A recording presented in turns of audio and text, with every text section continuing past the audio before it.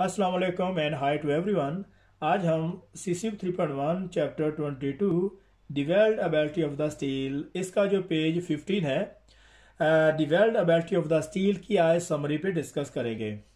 तो इसकी जो समरी है ये आमतौर पर उस वक्त स्टडी की जाती है कि जब बिल्कुल क्लोज एग्जामिनेशन के जो दिन आते हैं, क्योंकि एग्जाम में दिनों में इसकी जो पूरी बुक की स्टडी करना डिफिकल्ट होता है, तो फिर जस्ट इसकी समरी को पढ़ लेते हैं ताकि सारी की सारी रिवीजन हो जाती है।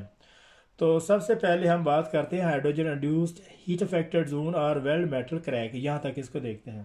तो यहाँ से इसको स्टार्ट करते हैं। हाइड्रोजन इंड्यूस्ड हैज और weld metal crack, heat affected zone में और वेल्ड मेटल में क्रैक किस तरह से आते हैं, उसकी क्या वजह बनती है। तो सबसे पहले बात करते हैं हाइड्रोजन क्रैकिंग की हीट अफेक्टेड जोन में। तो ये किस वजह से आते हैं, जैसे कि सबमर्ज आर्क वेल्डिंग प्रोसेस है, इसमें बहुत ज़्यादा हाइड्रोजन होती है। तो उससे कम MMA वेल्डिंग प्रोसेस है। तो सबसे ज़्यादा जो कम हाइड्रोजन प्रोसेस वाला वेल्डिंग प्रोसेस है वो टिग वेल्डिंग प्रोसेस है। तो वहाँ पे टिग वेल्डिंग प्रोसेस को इस्तेमाल करें क्योंकि हाइड्रोजन को बचाया जा सके। और उसके अलावा जो कंज्यूमेबल हैं वो भी इस तरह के यूज़ किए जाएंगे कि उनमें जो हाइड्रोजन कम से कम हो। जैसे कि MMA इलेक्ट्रोड में अगर हम 17-18 जो बेसिक इलेक्ट्रोड्स हैं अगर उनकी बात करें तो सबसे जो कम हाइड्रोजन है वो बेसिक इलेक्ट्रोड में है, जिसमें कम हाइड्रोजन होती है। और उसके अलावा रिटॉयल इलेक्ट्रोड है और उनमें तकरीबन 50 से 60% उसमें जो है वो हाइड्रोजन होती है। और सबसे ज्यादा जो हाइड्रोजन होती है वो 10.5 इलेक्ट्रोड में, सीलो लेजर इलेक्ट्रोड में सबसे ज्यादा हाइड्रोजन पाई जाती है। उसमें ग्रेटर देन 80 to 90 ml पर 100 ग्राम डिपॉजिट वेल्ड मेटल जो है वो 10.5 इलेक्ट्रोड में पाई जाती है। और इसके अलावा जिस बेस मेटल को हम वेल्ड कर रहे हैं उसमें पेंट, आयर, रस्ट, ग्रीस वगैरह रिमूव करनी चाहिए। उसकी प्रॉपर तरीके से जो है वो क्लीनिंग होनी चाहिए। और इसके अलावा जब आयरन और कार्बन में सुपर सैचुरेशन जो है वो रिड्यूस हो जाती है। और इसके अलावा सोलोबिलिटी है। और सबसे ज़्यादा जो इम्पोर्टेंट चीज़ है वो कंसंट्रेक्शन है। और ये जो कंसंट्रेक्शन है ये उस एरिया में पाई जाती है जहाँ पे हाई स्ट्रेस कंसंट्रेक्शन हो। जैसे कि हीट अफेक्टेड जोन है, जब वो मार्टनजाइट बन जाता है तो वहाँ पे वेल्टो में बहुत ज़्यादा उसकी जो है वो कंट्रैक्शन बढ़ जाती है। और इसके अलावा जितने भी एलिमेंट हाइड्रोजन को डिफ्यूज करना होता है वहाँ से, जब मेटल एक फॉर्म से दूसरी जगह पे ट्रांसफॉर्मेशन होता है, जैसे डेल्टा फ्राइटिक और अल्फा फ्राइटिक, डेल्टा फ्राइटिक, ऑस्टेनाइटिक और मार्टनजाइट, तो इस वजह से ये फिनोमेना होता है। तो ऑस्टेनाइटिक से मार्टनजाइट बनता है और इस मार्टनजाइट की कंडीशन को हीट के थ्रू इसको जो है वो कंट्रोल करना होता है। और इसके अलावा इसके जो क्रिटिकल फैक्टर है, इसकी हार्डनेस है ग्रेटर देन 350 HV होती है। और इसके अलावा जो हाइड्रोजन क्रैकिंग आने के चांसेस होते हैं, अगर हार्डनेस ग्रेटर देन 350 HV है तो भी हाइड्रोजन क्रैकिंग आने के चांसेस होते हैं। और इसके अलावा अगर हाइड्रोजन ग्रेटर देन 15 ml पर 100 ग्राम है, डिपॉजिट वेल्ड मेटल में हाइड्रोजन कंटेंट जो ग्रेटर देन 15 ml है, तो इसकी वजह से भी हाइड्रोजन क्रैकिंग आती है। और इसके अलावा ग्रेटर देन 0.5% यील्ड स्ट्रेस है। और इसके अलावा इसका जो टेम्परेचर स्मॉलर देन 300 सेंटीग्रेड है। तो ये जो सारे के सारे जो एलिमेंट अगर सेम टाइम पे अकर होते हैं तो फिर हाइड्रोजन क्रैकिंग आती है। तो यहाँ से इसको स्टार्ट करते हैं। तो इसके अलावा high strength low alloy weld metal cracking, high strength low alloy steel, और इसको high speed low alloy steel भी कहते हैं। और इसमें वेल्ड मेटल के क्रैकिंग किस तरह से आते हैं, तो हाई स्ट्रेंथ मेटल में अगर उसके जो कार्बन कंटेंट अगर बहुत ज़्यादा है और इसके अलावा अगर डक्टिलिटी लो है, तो जब वेल्ड मेटल में कंट्रैक्शन होती है उस वजह से जो है वो वेल्ड मेटल में क्रैकिंग आते हैं। और ये ट्रांसवर्स क्रैक में आते हैं, मतलब 90 डिग्री में, जब वेल्ड मेटल। और इसमें अलाई कौन कौन से होते हैं, अलाई न्यूबियम, टिटेनियम और वनीडियम इसमें पाए जाते हैं।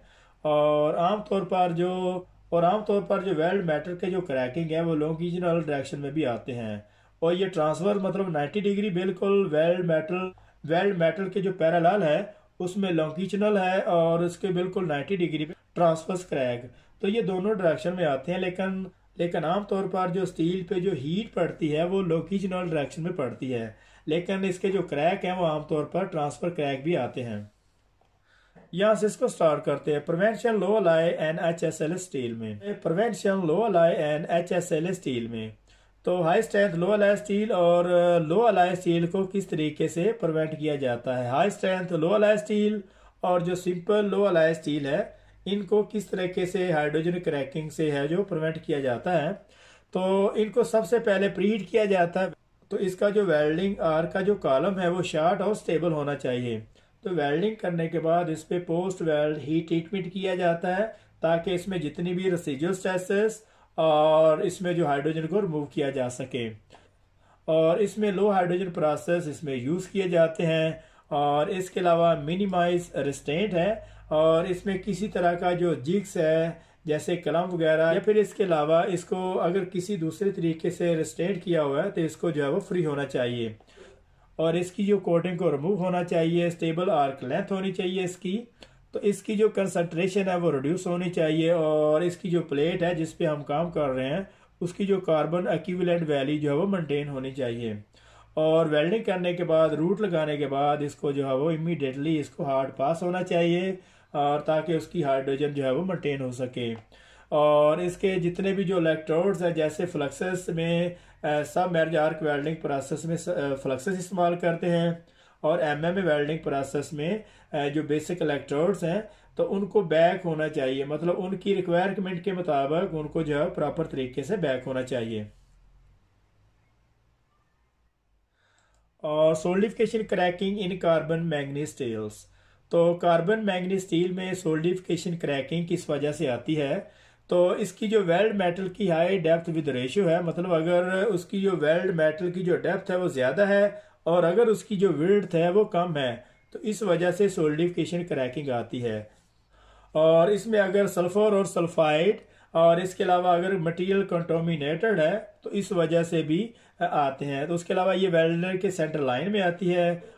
और जब बेस मेटल और वेल्डिंग के दौरान जब कॉन्ट्रैक्शनल स्ट्रेसेस बनती हैं तो उस वक्त सोल्डिफिकेशन क्रैकिंग आती है। लो मेल्टिंग पॉइंट फिल्म्स और जो लो मेल्टिंग पॉइंट इम्प्योरिटी है जैसे सल्फर है, और जब ये बेस मेटल में मेल्ट होता है तो सोल्डिफिकेशन के दौरान जब बेस मेटल भी सोल्डिफाइंग हो चुका होता है तो उस वक्त कॉन्ट्रैक्शनल स्ट्रेसेस की वजह से जो है वो क्रैक वगैरह बनते हैं। और इसकी जो कॉन्ट्रैक्शनल फोर्सेस है उसको देखना होता है और लॉस ऑफ द कोहेजन। और जब लो मेल्टिंग पॉइंट इम्प्योरिटी जैसे सल्फर्स है तो हार्ड शार्डनेस है ये सल्फर की वजह से आती है। और यहाँ पे बहुत ज़्यादा एक इम्पोर्टेंट क्वेश्चन है कि हार्ड शार्डनेस किस वजह से बनती है। तो ये सल्फर की वजह से, तो फास्फोरस की वजह से कोल्ड शार्डनेस बनती है। तो इसको किस तरीके से बचाया जा सकता है, इसमें हाई परसेंट मैंगनीज होने चाहिए, मतलब इसको इलेक्ट्रोड्स में हाई मैंगनीज परसेंटेज इसमें जो है वो ऐड किए जाते हैं। और इसमें लो रिस्ट्रेंट है, मतलब बेस मेटल को फ्रीली उसकी मूवमेंट होनी चाहिए, उसमें स्ट्रेस वगैरह ना हो।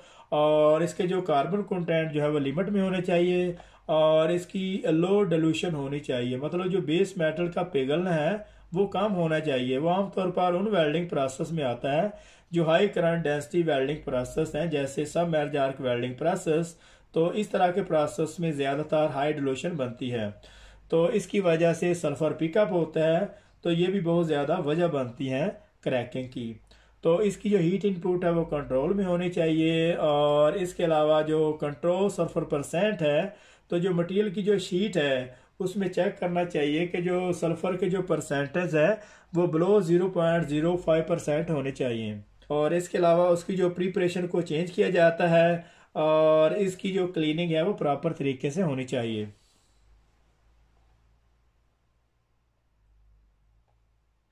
यहाँ से इसको देखते हैं लैमिला टीयरिंग इन कार्बन मैंगनीज स्टील्स में। तो कार्बन मैंगनीज स्टील में लैमिलर टीयरिंग किस वजह से आती है। तो प्योर डक्टिलिटी की वजह से, अगर बेस मेटल में जो डक्टिलिटी कम है मतलब हार्ड मेटल है तो उसमें आने के चांसेस होते हैं।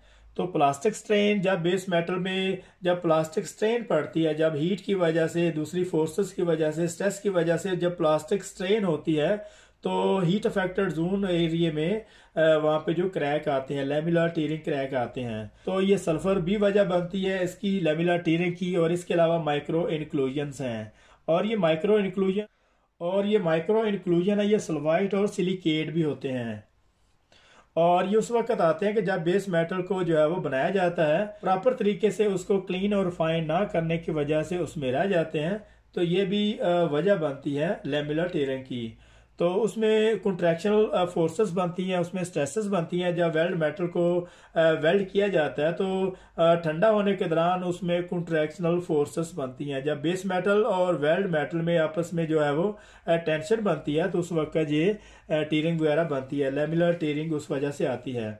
तो ये शार्ट ट्रांसफर ये थ्रू थिकनेस, और ये जो शार्ट ट्रांसफर्स है ये थिकनेस के थ्रू जो है वो लैमिलर टीयरिंग बनती है। और स्टेप लाइक क्रैक है, ये बिल्कुल जिगजैग पोजीशन में बनती है हॉरिजॉन्टल में। और सेग्रीगेशन बैंड्स, और इनके जो सेग्रीगेशन बैंड और इसके जो मेटल में सेग्रीगेशन जो बैंड है उनको चेक करना, क्योंकि ये ड्यूरिंग मेटल की कास्टिंग के दौरान भी कुछ इम्प्योरिटी उसमें रह जाती हैं। और फिर इसको जब रोल किया जाता है तो रोलिंग के दौरान ये थ्रू थिकनेस में सेग्रीगेशन बैंड उसमें चले जाते हैं और ये वेल्डिंग के दौरान फिर जो है वो पील होते हैं।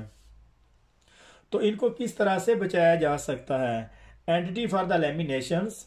और अगर मटेरियल में ये डाउट हो कि इसमें लैमिलर टीयरिंग आ सकती है तो उसमें DPT dye paint testing inspection वगैरह की जाती है अगर मेटल के कॉर्नर में है। अगर मेटल के कहीं मिडवे में है तो उस पे जो यूटी जो है वो जीरो प्रोब उस पे जो है वो यूज़ की जाती है। और इसके अलावा उसमें मेटल में डक्टिलिटी है या उसमें हार्डनेस, ये चेक करने के लिए उसमें टेंसाइल टेस्ट किए जाते हैं। थिकनेस के थ्रू उसको जो है वो टेस्ट किया जाता है। फिर उसको दबाने के बाद ये चेक किया जाता है कि मेटल जो है वो उसमें कितनी डक्टिलिटी है, और थ्रू टेंसाइल टेस्ट किए जाते हैं। और उसके अलावा उस पर बटरिंग लेयर भी की जाती है, कुछ उसमें पास लगा दिए जाते हैं ताकि जो उसकी स्ट्रेस है और उसकी जो डक्टिलिटी है वो अकोमोडेट हो सके। और उसमें कंट्रैक्शनल गैप, और फिर उसके बाद उसमें जो है फ्रीली मूवमेंट की वजह से उसमें गैप दिया जाता है ताकि वेल्डिंग की कंट्रैक्शन के दौरान उसमें जो है मूवमेंट हो सके। उसके जॉइंट को रीडिज़ाइन किया जाता है ताकि उसका अल्टरनेटिव हो सके। और इसके बाद इसकी जो फोर्ज टी पीस इसकी जो है वो टी है जिसको डाई से बनाया होता है उसको उसी तरीके से यूज़ करते हैं।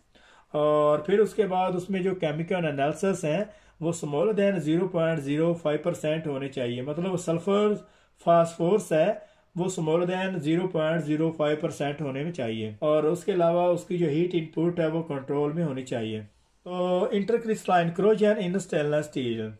तो स्टेनलेस स्टील में इंटरक्रिस्टलाइन क्रोजन किस वजह से आते हैं? तो क्रोमियम ग्रेन डिप्लेशंस, और जब क्रोमियम के जो ग्रेन है वो डिप्लेट होते हैं, जब कम होते हैं या फिर उनकी जगह पे जो कार्बाइड फॉर्मेशन अपनी जगह ले लेते हैं, मतलब जो क्रोम है वो कम हो जाते हैं, तो इस वजह से इंटरक्रिस्टलाइन क्रोजन आती है। और उसका जो टेम्परेचर ग्रेडियंट है वो टेम्परेचर जो है वो 600 सेंटीग्रेड टू 850 सेंटीग्रेड तक होता है। और ये जो क्रोमियम और कार्बाइड बनते हैं उसका टेम्परेचर 600 से 850 सेंटीग्रेड तक होता है। और उस वक्त जब मेटल और जब स्टेनलेस स्टील को वेल्ड किया जाता है तो उस वक्त उसका जो टेम्परेचर अगर बहुत ज़्यादा होता है तो हीट अफेक्टेड जोन जो है वो सेंसिटाइज हो जाता है। और ये जो इंटरक्रिस्टलाइन क्रोजन किस जगह पे आती हैं? ये वेल्ड टो में आती हैं और वेल्ड मेटल के पैरेलल हीट अफेक्टेड जोन में। और हाई कार्बन कंटेंट, और इसमें जो कार्बन कंटेंट अगर ग्रेटर देन 0.03% है तो फिर इंटरक्रिस्टलाइन क्रोजन जो है वो बन जाती है जब क्रोम और कार्बन आपस में एसोसिएट होते हैं। तो इसका जो टाइम टेम्परेचर जो है वो 600 सेंटीग्रेड से 850 सेंटीग्रेड है। तो इनको किस तरीके से प्रिवेंट किया जाता है? तो इसमें जो प्लेट में जो कार्बन कंटेंट है, स्टेनलेस स्टील का जो बेस मेटल है उसमें कार्बन कंटेंट स्मॉलर देन 0.03% होनी चाहिए। और इसका जो इंटरपास टेम्परेचर है वो मैक्सिमम होना चाहिए। ये बहुत ज़्यादा इंपॉर्टेंट चीज़ है, ये तकरीबन हर साल हर एग्ज़ाम में सीसीयू के एग्ज़ाम में आते हैं ये। इसका जो इंटरपास टेम्परेचर मैक्सिमम है और इसका जो प्री हीट टेम्परेचर है वो मिनिमम है। और इसमें स्टेबलाइजेशन इसमें एलिमेंट ऐड किए जाते हैं जैसे नियोबियम, वनीडियम, टैंटलम और टाइटेनियम वगैरह हैं। और इसके अलावा इसके जो रन सीक्वेंस है वो इक्वल होने चाहिए, लो हीट इनपुट होनी चाहिए। और इसमें टाइटेनियम, नियोबियम, वनीडियम और टैंटलम वगैरह इसमें स्टेबलाइजिंग एलिमेंट इसमें ऐड किए जाते हैं। वो क्या करते हैं कि वो क्रोम के साथ मिलकर क्रोमियम ऑक्साइड बना लेते हैं और सोल्यूशन अनीलिंग की जाती है। अगर मेटल सेंसिटाइज हो जाता है तो उसको सोल्यूशन अनीलिंग किया जाता है, तो उसका जो हीट का टेम्परेचर ग्रेटर देन 1100 सेंटीग्रेड होता है और इतने टेम्परेचर पे हीट करने के बाद उसकी जो रैपिड कूलिंग की जाती है। और फॉलो द WPS। तो हमेशा जो जितने भी इसके जो पैरामीटर्स हैं वो सारे के सारे WPS के मुताबिक होने चाहिए। और यहाँ पे हमारा 22.15 यहाँ पे ख़त्म हो रहा है। तो मिलता है नेक्स्ट पेज में, तब तक के लिए अल्लाह हाफिज़।